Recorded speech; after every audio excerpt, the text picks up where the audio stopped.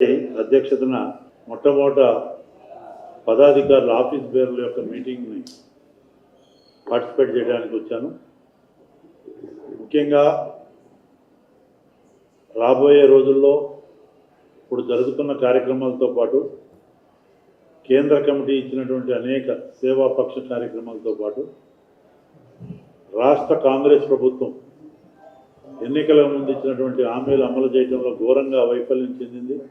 6 గ్యారెంటీలు 420 హామీలతో ప్రజల చెవుల్లో పూలు పెట్టి కర్ణాటక బాటలో ఎట్లయితే కర్ణాటకలో ఫెయిల్ అయ్యారో 5 గ్యారెంటీలు ఇచ్చి అదే గ్యారెంటీల పేరుతో ఇక్కడ తక్కుటమార గజకర్ణ మాటలతో ఈరోజు రాజ్యాన్ని తెలంగాణ రాష్ట్రాన్ని పరిపాలిస్తున్నటువంటి పాలకులు నిరుద్యోగుల్ని మోసం చేశారు.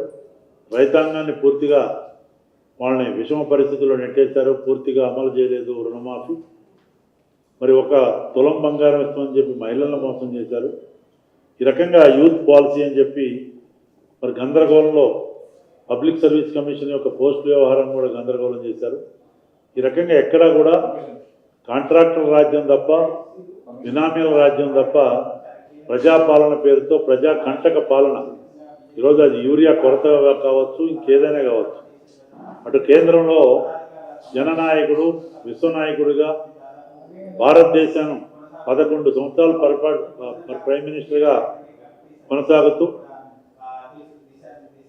ఈరోజు మరి పెద్ద ఎత్తున ఒక గుడ్ గవర్నెన్స్ ఇచ్చి సుపరిపాలన చేసుకుంటూ ముందుకు పోతున్న నరేంద్ర మోడీ గారి నాయకత్వంలో పెద్ద ఎత్తున భారతదేశ చరిత్రలో లేని విధంగా ప్రజాస్వామ్య భారతదేశంలో జిఎస్టీ రిలీఫ్ ఇచ్చి 140 కోట్ల మందికి కూడా బెనిఫిట్ ఇచ్చినటువంటి పరిస్థితి కేంద్ర ప్రభుత్వం భారతీయ జనతా పార్టీ నాయకత్వంలో ఎన్డీఏ ప్రభుత్వం ఇచ్చింది.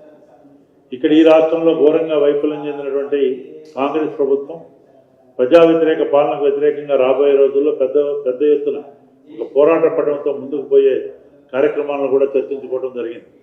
ముఖ్యంగా ఈరోజు వాళ్ళు వైఫల్యం చెందిన నేపథ్యంలో మరి ఓట్ చోరీ అని గద్దీ చోడు ఓట్ చోరీ అనే పేరుతో ఒక ప్రజల్ని గందరగోళం చేసే కార్యక్రమానికి ఒక కుట్రపూరితంగా ఒక దుష్ప్రచారానికి రాహుల్ గాంధీ నాయకత్వంలో ఈ దేశంలో జరుగుతుంది.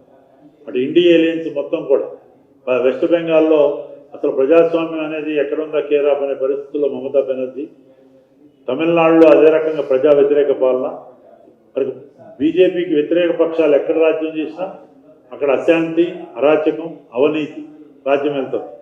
కర్ణాటకలో అదే పరిస్థితి. కులాల మధ్య జగడా పెట్టారు. రెడ్డి క్రిస్టియన్ అని, ఒక్కలిగా క్రిస్టియన్ అని, మరి ఇంకేదో కుల సర్వే పేరుతో మరి ఈరోజు లింగాయత్ క్రిస్టియన్ అని ఒక 40 కమ్యూనిటీలు పైసలు క్రిస్టియన్ కమ్యూనిటీని జోడించేస్తున్నారు. ఎవరైనా సబ్కా సాత్ సబ్కా వికాస్ పేరుతో రాజ్యాంగానికి లోబడి నరేంద్ర మోడీ గారు పాలన చేస్తున్నారు. ఈరోజు ఈ ఓటు చోరీ గద్దీ చోడు కుట్రపూరితంగా జరుగుతున్నటువంటి దుష్ప్రచారం మాత్రమే. నిజంగా ఓటు చోరీ జరిగితే తెలంగాణలో కాంగ్రెస్ ప్రభుత్వం అధికారంలోకి వచ్చేదా, కర్ణాటకలో అధికారంలోకి వచ్చేదా, జార్ఖండ్లో అధికారంలోకి వచ్చేదా, మరి హిమాచల్లో అధికారంలోకి వచ్చేదా అని చెప్పి సందర్భంగా మీకు నేను అడుగుతున్నాను. వాళ్ళు అధికారంలోకి వచ్చి ఎంపీలుగా మరి రాష్ట్ర ప్రభుత్వాలు ఏర్పడిస్తే ఎలక్షన్ కమిషన్ మంచిది, రాజ్యాంగ సంస్థలు మంచిది. అధికారం కోల్పోయి రోజు మునిగిపోతున్నటువంటి మరి సింకింగ్ బోట్గా షిప్గా ఉన్నటువంటి కాంగ్రెస్ పార్టీ పరిస్థితి దయనీయంగా ఉన్న పరిస్థితుల్లో ప్రజల్ని గందరగోళం చేసే పరిస్థితుల్లో అటు విదేశాల్లో శామ్ పిట్రోడా లాంటి వాళ్ళు, రాహుల్ గాంధీ చివరికి ఆపరేషన్ సింధూర్ మీద కూడా దేశ వ్యతిరేక వ్యాఖ్యలు, మా సైనికుల యొక్క మనోస్థైర్యాన్ని దెబ్బతీసే వ్యాఖ్యలు కూడా కాంగ్రెస్ పార్టీ నాయకులు చేశారు. ఇంత దౌర్భాగ్యంగా దిగజారి ఈ రాజకీయాలు చేస్తున్నటువంటి కాంగ్రెస్ పార్టీని ఇప్పటికే పలుసార్లు దేశ ప్రజలు తిరస్కరించారు. ఇప్పటికి కూడా రాబోయే రోజుల్లో ఆ పార్టీని తిరస్కరించడం జరుగుతుంది.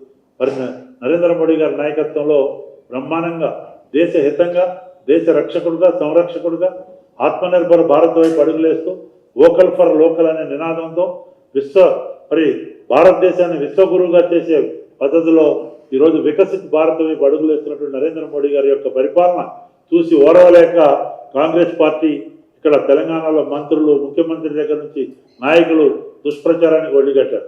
చెవులో పూలు పెట్టే పరిపాలన చేస్తున్నారు. రైతుల్ని, అన్ని వర్గాల వాళ్ళని, నిరుద్యోగులను మోసం చేశారు, మహిళలను మోసం చేశారు. ఎక్కడా పూర్తిగా గ్యారెంటీలు అమలు జరగట్లా. ఇరిగేషన్ పార్టీ మరి కాంట్రాక్టుల్లో కానీ అన్ని కాంట్రాక్ట్ చేసేదంతా కూడా కేంద్ర ప్రభుత్వం పెద్ద ఎత్తున నిధులు ఇస్తుంది. నేషనల్ హైవేలు, రైల్వేలు, మరి ఇన్ఫ్రాస్ట్రక్చర్ ఫెసిలిటీస్, ఉజ్వల, ఈరోజు ప్రధానమంత్రి గరీబ్ కళ్యాణ్ యోజన, ప్రధానమంత్రి ఆవాస్ యోజన నిధులు కూడా ఇందిరమ్మ పేరుతో వాళ్ళ కార్యకర్తలకు నిధులు ఇస్తున్నారు. ఈ రకంగా ఒక అస్తవ్యస్త పరిపాలన చేస్తూ ఇలా సంకుచిత మనస్తత్వంతో కాంగ్రెస్ పార్టీ పరిపాలన చేస్తుంది.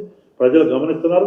తప్పనిసరిగా కర్రు గాల్చి వాత పెడతారు ఏ ఎన్నికలు వచ్చాయని చెప్పి ఈ సందర్భంగా భారతీయ జనతా పార్టీని ప్రజలు ఆశీర్వదించడానికి రెడీగా ఉన్నారని చెప్పి ఈ సందర్భంగా తెలియజేస్తూ ఈ నవరాత్రుల సందర్భంగా కనీసం చిత్తశుద్ధితో అని చెప్పే మాటలు చిత్తశుద్ధితో చెప్పండి. ఆ అమ్మవారి ఆశీస్సులు తెలంగాణ బిడ్డలకి, దేశవ్యాప్తంగా ప్రపంచవ్యాప్తంగా ఉన్నటువంటి తెలుగు ప్రజలందరూ కూడా ఉండాల్సిందిగా విజ్ఞప్తి.